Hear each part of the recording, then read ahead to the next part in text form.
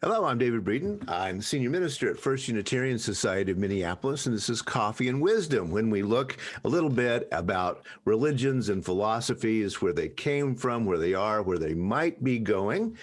This week, we've been looking at the concept of ritual. It's one of those things that a lot of perhaps secular humanists find a little bit, whoa, wait, no, a little woo-woo for me kind of thing. But actually, when we start looking at it, a ritual is very much a baseline for human social interactions, but it's also problematic. So I wanted to look a little bit about that. So the question this week is ritual. What is it good for?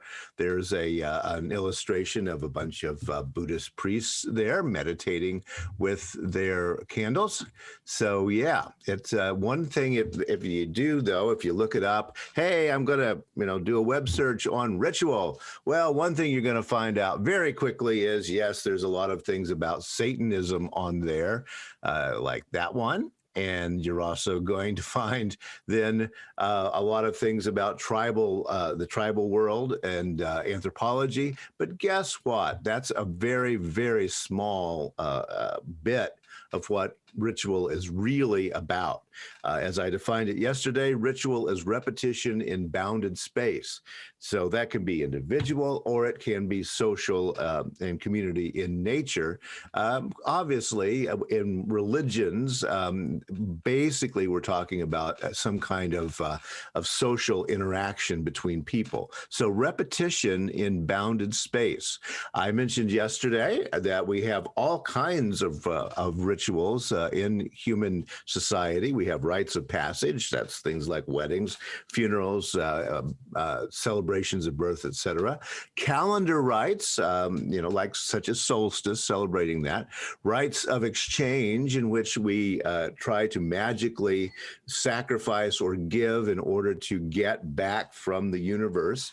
Rites of affliction, things that we do when we are ill that we think will help make us better.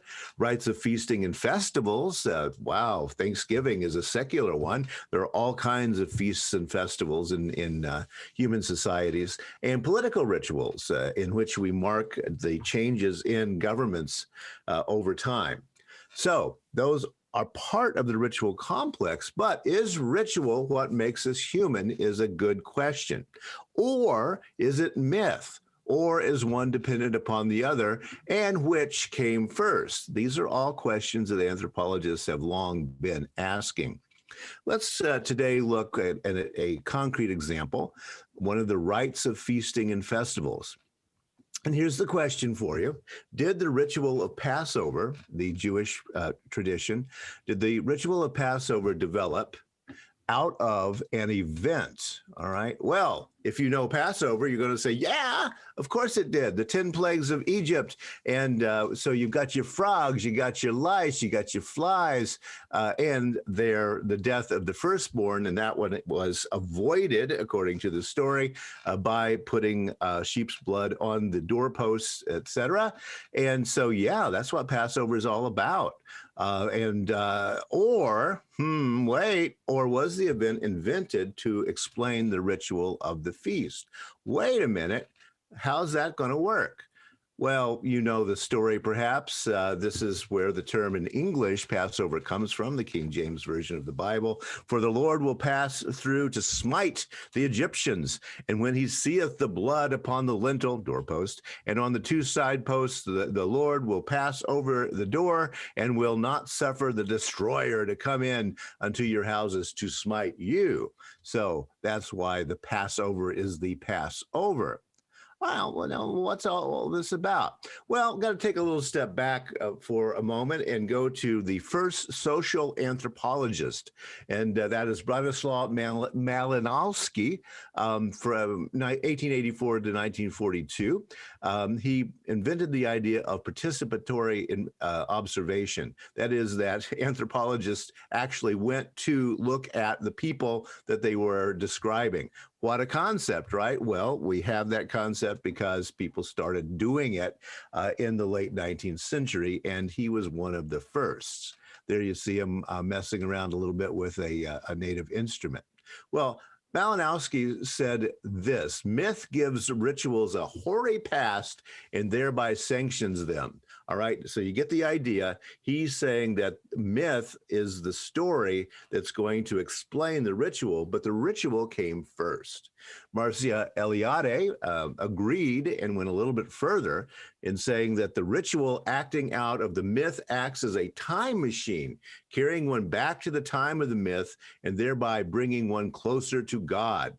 Thus, the ritual takes participants out of profane time and puts them into sacred time.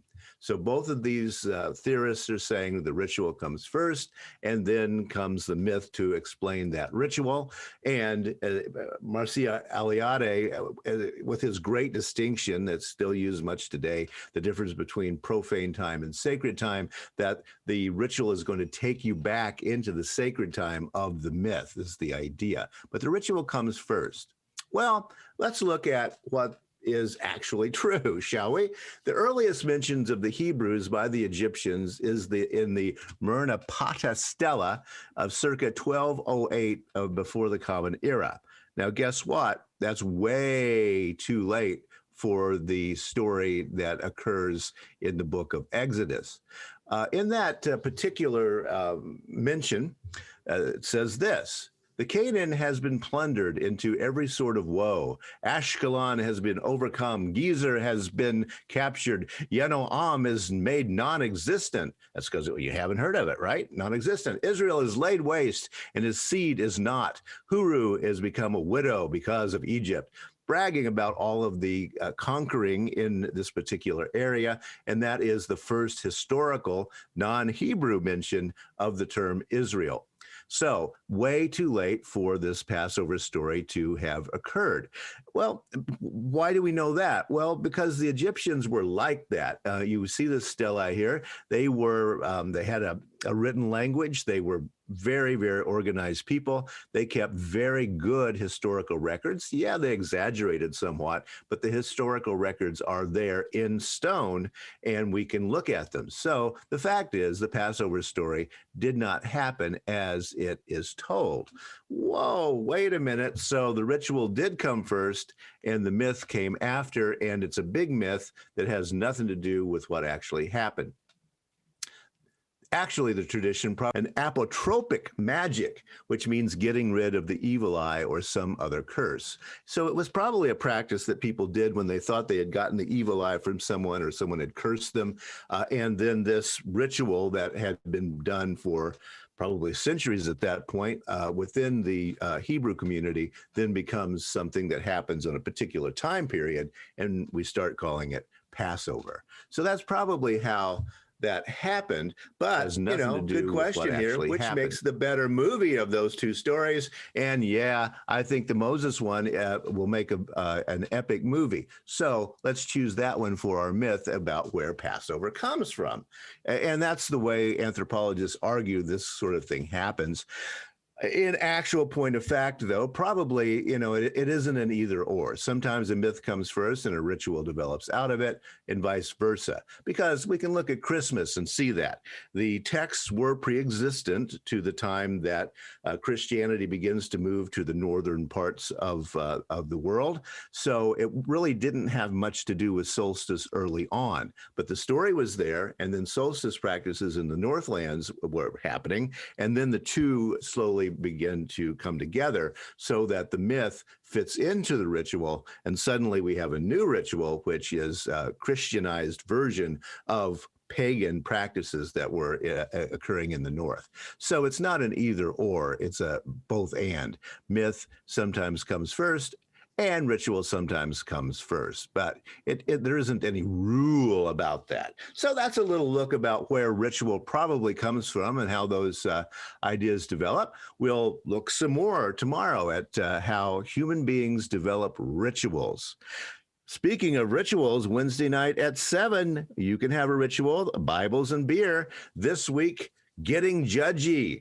the idea of Gideon in the book of Judges. That is the book of Judges, chapters 6, 7, and 8 tell the story of Gideon. Yes, he's the guy who blows his horn. If you've heard the song, we can take a little bit of a look again at some great mythology. You can help us out by going to firstunitarian.org/donate. Thanks a lot for joining in, and I'll talk with you again tomorrow.